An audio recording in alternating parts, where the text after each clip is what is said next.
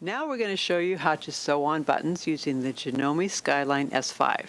Now this machine actually has a button sewing program. It's number 33 up here, so we push 33. And it has a button sewing foot. This little foot has toes that hold the button in place so we don't have to use Scotch tape like we did with the Baby Lock Zest. Now I'm going to change feet, so I'm going to go over here to the locking key just for safety. Put the little foot right up there in the parking spot. Now this foot has two connectors. One goes in back. There's a sort of a hook here, the regular one in front. That helps keep the button sewing foot from rocking. And then we also need to lower the feed dogs. Now if you started sewing and didn't lower the feed dogs, it would stop you and give you a message.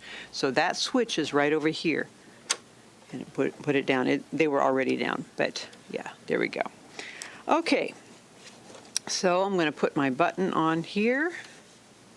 I'm going to slow down the speed slider just because I want extra precision on this. And what I start out doing is making sure that the button is in the right place so that the needle goes cleanly through the hole in the button. Now on this side it looks like it's a little too close to the middle, so I'm going to change my stitch width to make it a little bit wider. There we go. Take a couple stitches. Now that's good to go. Okay, so I'm going to press on my foot control.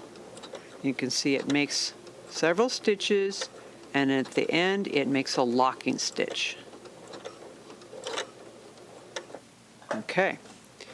And now the button is sewn on, and since it made that locking stitch, we just can cut our threads. We don't have to pull them to the back and tie them like we do with a simpler machine. There's the little knot. You want to leave a little extra threads there, and that's how you sew that on.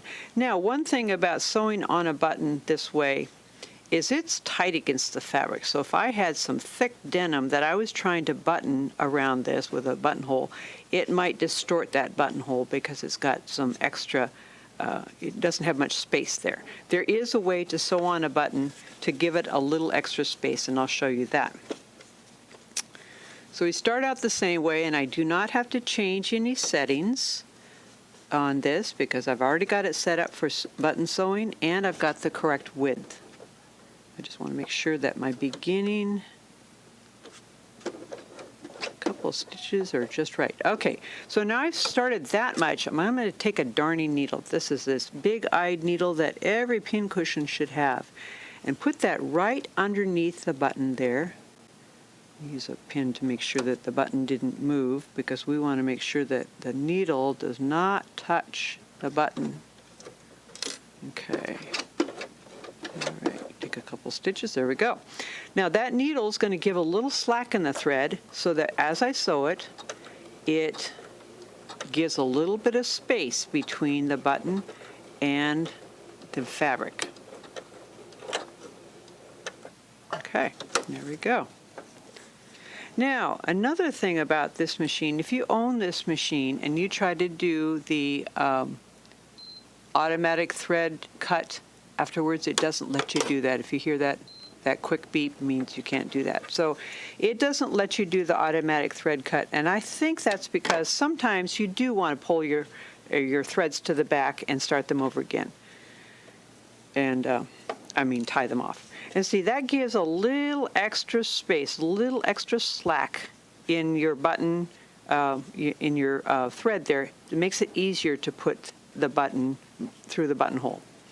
Okay, so that's how to sew your buttons on the Janome Skyline S5.